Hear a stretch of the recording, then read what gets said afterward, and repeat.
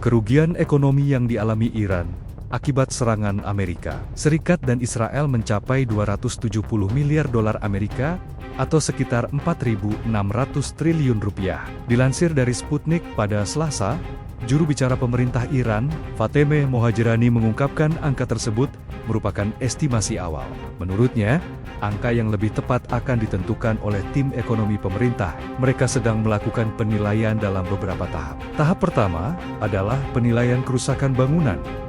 Sedangkan tahap kedua, melibatkan kerusakan yang terkait dengan hilangnya pendapatan anggaran dan penutupan fasilitas industri. Mohajirani mengatakan, masalah ganti rugi Amerika Serikat kepada Iran adalah salah satu topik yang dibahas dalam negosiasi pekan lalu. Pembicaraan yang digelar di Pakistan tersebut gagal mencapai kesepakatan. Kedua belah pihak saat ini sedang dalam gencatan senjata selama 2 minggu, sejak Amerika Serikat dan Israel memulai serangan pada akhir Februari lalu. מדינת ישראל השיגה הישגים אדירים, הישגים שעד לא מזמן היו נראים דמיוניים לגמרי. איראן חלשה מאי פעם, ישראל חזקה מאי פעם. זו השורה התחתונה של המערכה הזו עד לרגע זה. אני רוצה להודות לכם. אני רוצה להודות לעם הנפלא שלנו. כשאתם גיליתם חוסן, כשאתם ישבתם בממדים ובמקלטים, אנחנו השגנו יחד הישגים אדירים. לוחמנו בחזית ואתם בעורף. אבל לפני הכל, אני מבקש להרכין ראש לפני יקירינו שנפלו במערכה הזאת. לחבק את המשפחות השכולות ולשלוח בשם כולכם איחולי החלמה מהירה ליקירינו הפצועים. אחיי ואחיותיי, מדינת ישראל השיגה הישגים אדירים, הישגים שעד לא מזמן היו נראים דמיוניים לגמרי. איראן חלשה מאי פעם, ישראל חזקה מאי פעם. זו השורה התחתונה של המערכה הזו עד לרגע זה. ואני מבקש להבהיר, יש לנו עוד יעדים להשלים, ואנחנו נשיג אותם, או בהסכמה, או בחידוש הלחימה. כי אנחנו ערוכים לחזור ללחימה בכל רגע שידרש. האצבע על ההדק. כפי שאתם יודעים, הלילה נכנסה לתוקפה הפסקת אש זמנית בת שבועיים בין ארצות הברית לבין איראן, בתיאום מלא עם ישראל. לא, הם לא הפתיעו אותנו ברגע האחרון. עכשיו אני מבקש להדגיש, זה איננו סיומה של המערכה. זו תחנה בדרך להשגת כל היעדים שלנו. איראן נכנסת למשא ומתן הזה כשהיא מוכה, כשהיא חלשה מאי פעם. היא התחייבה לפתוח את מצרי הורמוז לאחר שהיא ויתרה על כל התנאים המקדימים שהיא הציבה. היא ויתרה על ביטול הסנקציות, קבלת פיצויים, סיום סופי של המלחמה וגם הפסקת אש בלבנון. בשעה שאיראן חלשה מאי פעם, ישראל חזקה כפי שלא הייתה מעולם. לפני 6 שבועות, לראשונה בהיסטוריה, יצאנו למלחמה כתף אל כתף עם ידידי הנשיא טראמפ ובעלת בריתנו הגדולה ארצות הברית. יצאנו למבצע היסטורי, למבצע הגדול ביותר שידע המזרח התיכון. דבר כזה מעולם לא היה בתולדות ישראל. שותפות כזאת בין ישראל לארצות הברית נגד האויב הגדול ביותר שלנו, גם היא לא הייתה מעולם בתולדות ישראל.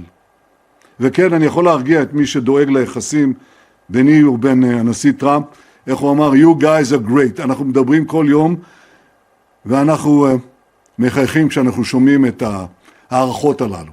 בכל אופן, מי שבוחר להתעלם מעוצמת השותפות הזאת, פשוט מתעלם מן האמת. כפי שאמר היום שר המלחמה האמריקני פיט הקסט, הערכה כלפי ישראל כבעלת ברית בשדה הקרב, הערכה על הגבורה שלנו, על האומץ שלנו, על המיומנות שלנו. הערכה הזאת מרקיעה שחקים. הנשיא טראמפ, דונלד חברי, אני רוצה להודות לך על המנהיגות שלך ועל הידידות שלך. החברות העמוקה בינינו, הידידות העמוקה בין ארצות הברית לישראל, משנה את פני המזרח התיכון. יצאנו יחד כדי להסיר איום קיומי מעל מדינת ישראל ומעל העולם החופשי כולו. ואת המשימה הזאת אנחנו מבצעים. אנחנו מבצעים אותה שלב אחר שלב, יעד אחר יעד.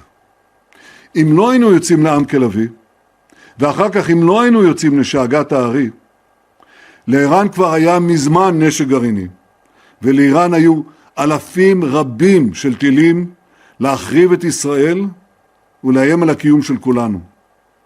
את האיום הקיומי הכפול הזה הרחקנו מעל ראשנו. החזרנו את משטר הטרור באיראן אחורה שנים רבות. ערערנו את יסודותיו, קטשנו אותו. אז מה השגנו עד הרגע הזה? ריסקנו את מכונת ייצור הטילים של איראן. לא רק שהשמדנו טילים קיימים, השמדנו את המפעלים שמייצרים את הטילים. והאיראנים יורים מה שנשאר להם במחסנית. המחסנית הזאת הולכת ומתרוקנת, אבל הם לא מייצרים טילים חדשים. פגענו קשות בתוכנית הגרעין של איראן. השמדנו תשתיות גרעין רבות, מפעלי צנטריפוגות. ועוד דבר, חיסלנו עוד מדעני גרעין, שהצטרפו לאלה שחיסלנו בעמק לביא, וביחס לחומר המואשר שעדיין נותר באיראן. כפי שאמרו היום בכירי ממשל טראמפ, החומר המואשר יצא כולו מאיראן, או שהוא יצא בהסכמה, או שהוא יצא בחידוש לחימה. ואנחנו רואים עין בעין בנושא הזה. ריסקנו את מכונת הכסף ומכונת ייצור הנשק של משמרות המהפכה. השמדנו מפעלי פלדה, מפעלי פטרוכימיה, מפעלי ייצור נשק, קשרים, מסילות ברזל לשינוע כוחות ונשק. השמדנו תשתיות צבאיות, את חיל הים האיראני, עשרות כלי טייס, בסיסי טילים, מפקדות. פגענו קשות במנגנון הדיכוי של המשטר. חיסלנו אלפי פעילים שלו, והוכחנו שאנחנו יכולים לצוד אותם בכל מקום. אין להם איפה להסתתר. חיסלנו את בכירי המשטר, מהרודן חמינאי ועד צמרת משמרות המהפכה והבסיז. כתוצאה מהנחישות והעוצמה של ישראל, עוצמה ונחישות שכולם רואים במזרח התיכון, אנחנו יוצרים בריתות חדשות עם מדינות באזור. עכשיו אני עמדתי על כך שהפסקת האש הזמנית עם איראן לא תכלול את חיזבאללה, ואנחנו ממשיכים להכות בו בעוצמה. היום הנחתנו על חיזבאללה את המכה הגדולה ביותר שהוא ספג מאז הביפרים. תקפנו 100 מטרות ב10 דקות, במקומות שחיזבאללה היה בטוח שהם חסינים. תושבי הצפון הנפלאים, אנחנו מחויבים להחזיר לכם את הביטחון. יצרנו רצועות ביטחון עמוק מעבר לגבולנו. בלבנון, בסוריה, בעזה, שם אנחנו שולטים בלמעלה ממחצית הרצועה וחונקים את החמאס מכל עבר. אזרחי ישראל, מי שמנסה להתעלם מההישגים הכבירים הללו, הישגים כבירים של מדינת ישראל וחיילי ישראל, מי שמנסה לגמד אותם, או שלא יודע על מה הוא מדבר, או שהוא מדבר מתוך שיקולים זרים. כי האמת פשוטה. כפי שהבטחתי לכם, עוד בתחילת מלחמת התקומה, שינינו את פני המזרח התיכון לטובת ישראל באופן דרמטי, ונמשיך לעשות זאת. כי אנחנו הצד היוזם, אנחנו הצד הלוחם, ובעזרת השם, אנחנו הצד המנצח. חג מימונה שמח, אזרחי ישראל, חג אחדות ישראל. תרבחו ותסעדו.